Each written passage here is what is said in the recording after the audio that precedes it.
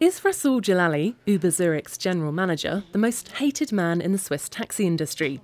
His ride-sharing service is accused of dropping prices in order to eliminate competition. So how do they manage to offer cheap rates? We achieved this by using innovative technology. We work with apps. We provide the drivers with an iPhone so they can maximize trips and ultimately manage to generate more trips per hour. But how convenient is Uber? Swiss public television decided to put Uber and a regular taxi service to the test. The starting point for the two was Schlieren in the suburbs of Zurich. The Uber car is ordered via a smartphone app that knows already the client's GPS position. A taxi arrives 10 minutes after it's ordered by telephone. The Uber vehicle takes a bit longer to arrive. It's a black sedan. The driver has only good things to say about his new job with Uber. There is less waiting around, more intelligent customer management, and payments are guaranteed. Everything works flawlessly. The business model involves drivers using their own cars.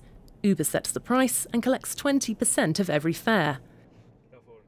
The cars arrive at their final destination, the Swiss Federal Institute of Technology in Zurich. It's the moment of truth. The ride in the mid-sized local taxi costs 43 francs 20. For the ride in the Uber Mercedes, the iPhone app charges 25 francs. It's a whopping 42% difference. How can taxi firms compete at these prices? With those kind of fees, you can ask someone to clean an office, but not to pay the lease on a car and pay for expensive petrol. Those are costs that we all have. It's impossible. The Uber driver says he must give 5 of the 25 franc fee to Uber. So does that leave any room for profit? 80% for me, 20% for Uber. Plus, Uber gives me 20 francs for every trip. But where does the extra 20 francs come from? That's startup capital, and we do not need to justify where it comes from. This is just how we've started out here in Zurich.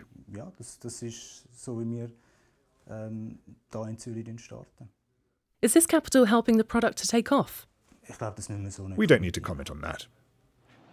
In the meantime, taxi drivers on Zurich streets are slowly realising that they're dealing with a rival that has access to almost inexhaustible resources. They have millions, billions in support from Google. If we were subsidized like that, we'd be able to offer cheaper fares too. What's going on here is totally unfair. Politicians shouldn't allow this to happen.